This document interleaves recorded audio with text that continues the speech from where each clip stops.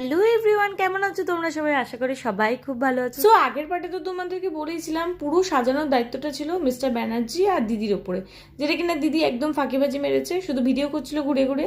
যাই হোক, তোমাদেরকে আমি বলেছিলাম যে কি গিফট দিয়েছে আমি তোমাদেরকে পরের ব্লগে রিভিল করব। মা আমাকে দিয়েছিল সেদিনকে একটা সোনার টিকলি, যেটা কিনা আমার সত্যি খুব পছন্দ হয়েছিল। যাই হোক, মা আর বাবা দেওয়ার মধ্যে তফাৎ কি? সবটাই তো বাবা মা সবাই মিলিয়েই দিচ্ছে। বাবা হয়তো চলে গেছে কিন্তু এখনও দিচ্ছে, এটা আমার সবসময় মনে হয়। আর তারপরে হলো গিফট দেওয়ার পর্ব, যেখানে আমার ভাইরা সবসময় মজা করবে আমার সাথে। এত সব কিছুর মাঝেও কিন্তু আমি ফটো তুলতে ছাড়িনি। ফটো আমার জন্য ম্যান্ডেটরি, ফটো তুলতেই হবে। তারপরে রাত্রিবেলায় সবার জন্য ছিল হচ্ছে ফ্রাইড রাইস, আলুর দম আর হচ্ছে পনির, চাটনি আর পায়েস। সবশেষে সবাই মিলে ডিনার করে চলে গেল। এখানে সৈকত, বাবান মানে আমার ভাই আর সন্দীপর ডিনার করছিল। যাই হোক, নেক্সট পার্ট আছে তোমাদের সাথে খুব শিগগিরই। ততক্ষণ টাটা, সবাই ভালো থেকো। ব্লগটা ভালো লাগলে লাইক, কমেন্ট, শেয়ার আর সাবস্ক্রাইব করে দিও। বাই।